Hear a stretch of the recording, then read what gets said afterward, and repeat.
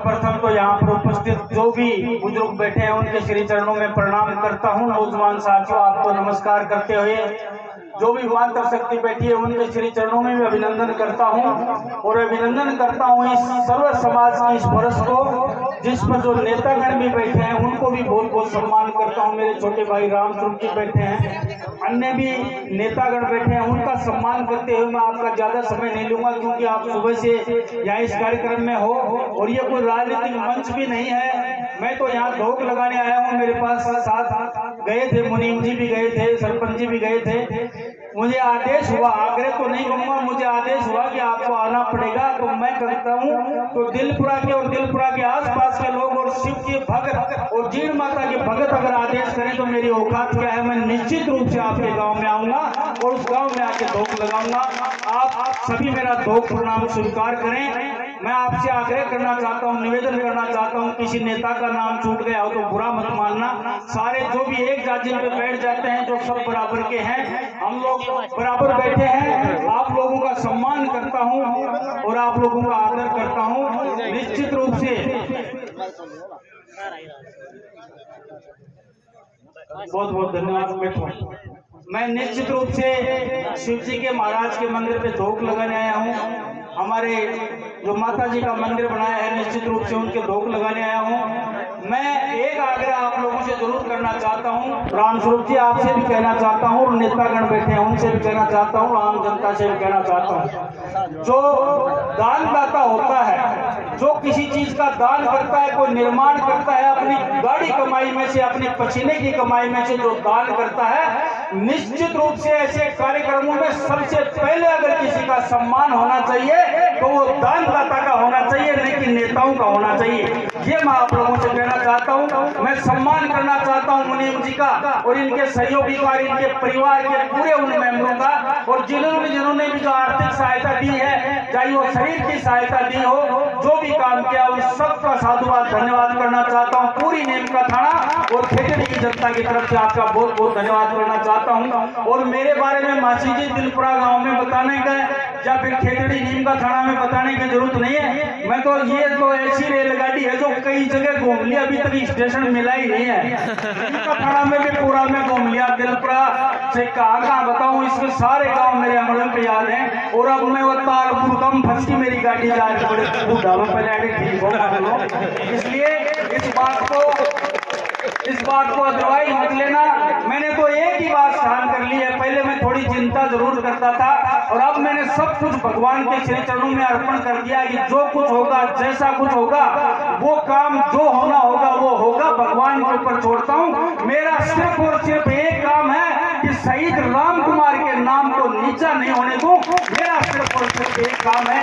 जीत हार चलती रहती है, तख्त चलते हैं, जगत उलट जाते हैं, नेता बनते हैं, नेता जीतते हैं, नेता हार जाते हैं और कई मंत्री बनते हैं, कोई संतरी बनते हैं, लेकिन उसको नेता नहीं कहते। वक्त की स्थिति से कोई भी जीत सकता है, कोई पैसे के दम पे जीत सकता है, कोई जातिवाद के दम पे जीत सकता है, कोई क्षेत्रवाद के दम पे जीत सकता है, लेकिन असली नेता वो होता है जो कुर्सी पे राज करता है। वो नेता नहीं होता जो लोगों के दिलों पे राज करता है, उसको नेता कहते हैं। नेता हम जैसों को नहीं कहते, नेता कहते हैं राजेश पायलट जैसे बंधुओं को जिन्होंने 36 कौम के लिए जान दी और 36 कौम को जिन्होंने जगाया और इस गुर्जर समाज को भी जगाया। और नेता कहते हैं राम कुमार जैसे किसान को जिसने 36 कौम की भलाई के लिए जिन्होंने कह दिया था कि बकरी के गले में हंसली डाल के सोने की भेज दूंगा और जंगल में चल के वापस आ जाएगी, कोई माई का लाल उस हंसली को निकालने वाला नहीं मिलेगा। ऐसे को कहते हैं नेता। हम तो वोटों के लिए घूमते हैं, हम नेता नहीं है, हम आपके सेवक हैं, बुजुर्गों के बेटे हैं, नौजवान साथियों के भाई हैं। हम नेता कहलाने के लायक नहीं है। जो समाज को अच्छा दे देंगे, जिस दिन समाज के लिए 36 कौम के लिए जिस दिन अच्छा कर देंगे, उस दिन हो सकता है आपकी नजरों में नेता हो जाए। आज की तारीख में आपके वोटों के भिखारी हैं और मैं तो यहाँ के हर बच्चे को जानता हूँ। कुछ चेहरे ऐसे हैं जो बूढ़े जरूर हो गए, कुछ ने मुझे पहले जवानी में देखा था, मेरा भी चेहरा बदल गया, लेकिन एक एक गांव दिलपुरा के जो आसपास के लोग हैं, मैं हर गांव को, हर घर को जानता हूं। और मैं एक बात और बताता हूं रामस्वरूप जी, मैंने जब नीम का थाना से चुनाव लड़ा तो उससे पहले का इतिहास है कि दिलपुरा में कोई माई का लाल, कोई भी बड़ा से बड़ा नेता शाम को 6 बजे से बाद मीटिंग नहीं कर सकता था, क्योंकि हरियाणा बॉर्डर का नहीं पड़ा है। लेकिन अकेला मैं आदमी हूं जिसने 9 बजे भी मीटिंग की और 10 बजे भी मीटिंग की, और त्रिपुरा के लोगों ने मेरा दिल खोल के सम्मान और मान किया। मैं उस मान और सम्मान को कभी भूल नहीं सकता।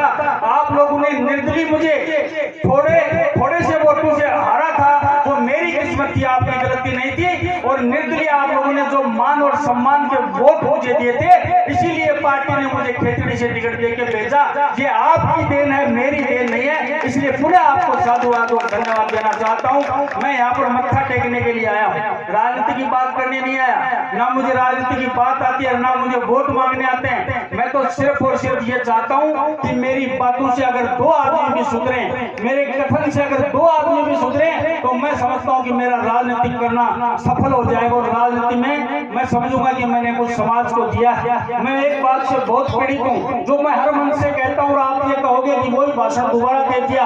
मैं कहना चाहता हूँ, जो समाज को, मैं सिर्फ गुर्जर समाज की बात करता हूँ, वैसे तो 36 कौम बैठी है, कोई एक जात से नेता नहीं बनता और जाति के बिना भी नेता नहीं बनता। इसलिए 36 कौम के वंशों से कहना चाहता हूँ, और वीर समाज के वीर उन पुत्रों से कहना चाहता हूँ जिनके बारे में अन्य समाज आजकल गलत धारणा पाले हुए हैं। लोग ये कहते हैं गुर्जरों के लड़के गुंडागिर्दी करते हैं, बदमाशी करते हैं। मैं निवेदन करना चाहता हूँ, छोड़ दो ये गंज कल्चर, छोड़ दो ये कट्टा कल्चर, और समाज की मुख्य धारा में आ जाओ। कुछ नहीं रखा है, आप तो 2 पटाखे छोड़ के अंदर चले जाओगे। उस बाप की आंखों से पहुंचिए जिसने बचपन में आपको देख के गोदी में लेके ये कहा था कि मेरे चांद का तारा है ये, और उस तारे को जेल के तारों के अंदर देखता है, जो उसके दिल के अंदर क्या गुजरती है। आप लोग सोच के देखिए, उस माँ की कौम के बारे में सोचिए, जिस कौम से आप पैदा हुए थे। उस दिन थाली बजाई थी और दिलपुरा की पहाड़ियां गूंज गई थी। उस थाली बजाने का मतलब ये होता है कि हमारे घर में एक मर्द पैदा हुआ है, एक नौजवान पैदा हुआ है, और वो नौजवान जब जेल की शराबी के बीच में जाता है, तो उस बूढ़ी माँ की कौम ये कहती है कि अच्छा हुआ ये पैदा हुआ, इससे अच्छा तो मेरी कौम से कोई पत्थर भी। कहना चाहता हूँ समाज के लिए, मैं कहता हूँ कोई समाज गुंडा नहीं होता, और जो गुंडा और बदमाश होता है उसका कोई समाज नहीं होता। ये आप लोगों से कहना चाहता हूँ। मेरी बात बुरी लगे, चाहे राजनीति में नुकसान हो जाए, कोई वोटों का नुकसान हो जाए, जो सच्चाई होती है उसको दिल ठोक के कहता हूँ, क्योंकि शहीद राम कुमार का खून मेरी रगों में है। ना वोट लेते और ना हम डरते हैं। हो सकता है किसी को मेरी बात बुरी लगेगी, लेकिन कोई अधिकार नहीं है आपको पूरे समाज को गाड़ियां निकलवाने का और पूरे समाज को अपराधी घोषित करने का। इसलिए मैं हाथ जोड़ के बड़ा भाई इंजीनियर धर्मपाल आपसे निवेदन करता है कि कमा के खाओ। जिस दिन कमा के खाना सीख जाओगे, मेहनत करके कमा के खाना सीख जाओगे, और गांव की गली से गुजरोगे, तो बूढ़ा बैठा हुआ कहेगा कि फलाने का लड़का बहुत भला है। और जिस दिन आप लोग ये काम करके वापस आओगे, तो वो बुजुर्ग यही कहेगा कि फलाने का लड़का तेरा पत्थरवार है। आपको कोई हक नहीं है उस माँ बाप को गाली निकलवाने का। क्या गुजरती है उस माँ बाप पे। इसलिए जहाँ पर हो सकता है कोई इस किस्म का लड़का नहीं होगा, लेकिन मेरी बातें जब तक जारी रहेंगी, जब तक ये काम आप लोग और अब समाज के लोग इस काम वालों से नफरत करने नहीं लग जाएंगे। मैं आग्रह करना चाहता हूँ आप लोगों से, मैं निवेदन किया है और हमेशा सख्त तरीके से निवेदन करता रहता हूँ। जिस मंच पर मैं अगर 1000 नौजवान खड़े हैं, अगर 10 नौजवानों ने भी मेरी बात मान ली, तो मैं समझता हूँ कि मेरा दिलपुरा में आना सफल हो गया।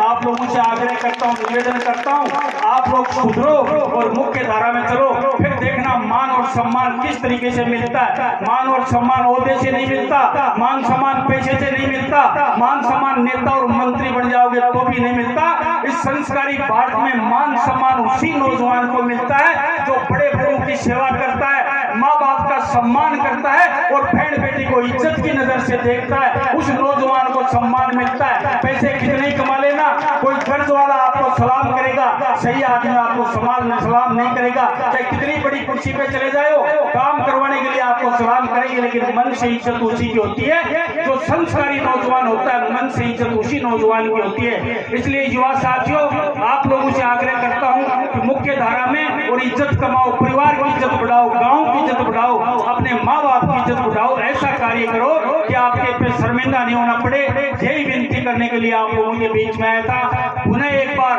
मैं उस देवता को प्रणाम करता हूँ जिसने सब्जी की मूर्ति आप लोगों ने लगाई है। और शंकर जी के बारे में तो मैं तो इतना ही कह सकता हूँ, मैं ज्यादा विद्वान या पंडित नहीं हूँ। सब शंकर जी की जो भक्ति करता है निश्चित रूप से उसको फल मिलता है। और शिव जी तो ऐसे भोले भंडारी थे, जब समुद्र मंथन के दौरान ऐरावत हाथी निकला था, कामधेनु गाय निकली थी और विष भी निकला था और अमृत भी निकला था, लेकिन राक्षसों ने अमृत को लेके और देवताओं पे आक्रमण कर दिया। अमृत को लेके भाग गए और विष को लेके उनको पिलाने लगे। जब सारे देवता शिव शंकर जी के पास गए कि राक्षस हमें विष पिला रहे हैं, तो उस विष को लेकर शंकर जी ने अपने ही मुख में धारण कर लिया और उसको कंठ में रोक लिया। इसलिए शिव जी को नीलकंठ कहा गया, क्योंकि जहर के कारण उसका कंठ नीला पड़ गया था। इसलिए उस नीलकंठ को भी प्रणाम करता हूँ। माँ भवानी के श्री चरणों में प्रणाम करते हुए आयोजकों को पुनः एक बार साधुवाद और धन्यवाद देते हुए, आप लोगों ने मुझे सुना, आप लोगों ने मान और सम्मान दिया, निश्चित रूप से मैं आपका जन्म जन्मान कर ऋणी हूँ। इन्हीं शब्दों के साथ अपना कथन समाप्त करते हुए अपनी वाणी को विराम देता हूँ। सबको राम राम, बहुत बहुत धन्यवाद।